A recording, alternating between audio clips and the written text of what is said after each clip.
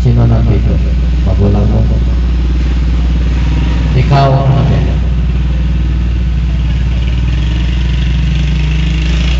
Nandito rin ang mga ninong at ninang.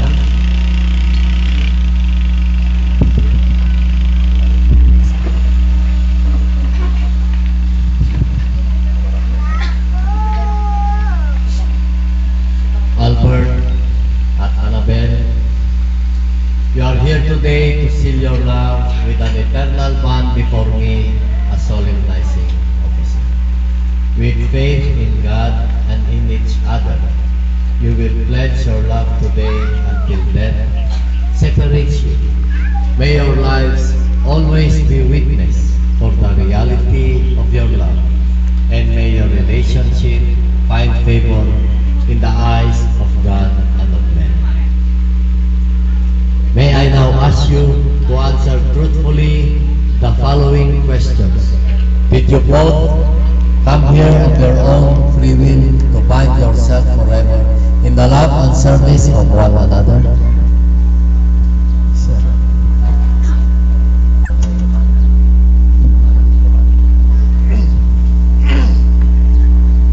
Are you both ready to enter into this lifelong relationship na handa pa kayong harapin ang panghabang buhay na relasyon? Are you both ready to raise as good Christians and or good citizens the children whom God will give you?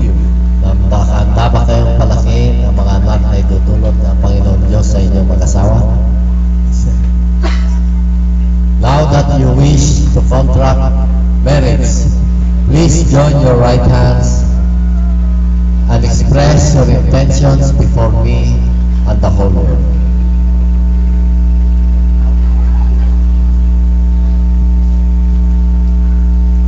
Albert, do you take here Annabel as your lawful wife in accordance with the law prescribed by the laws of the Republic of the Philippines? Do you give yourself to her as her husband? Annabel, do you take Albert here present as your lawful husband? And according to this right prescribed by the laws of the Republic of the Philippines, do you give yourself to him as his wife?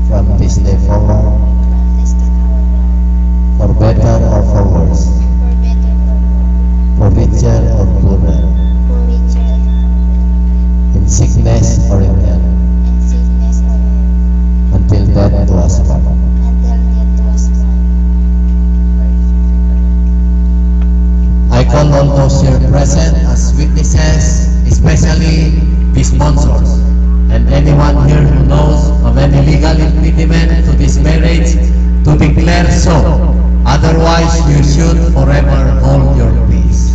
My Tumututol ba sa inyo sa kasalang ito?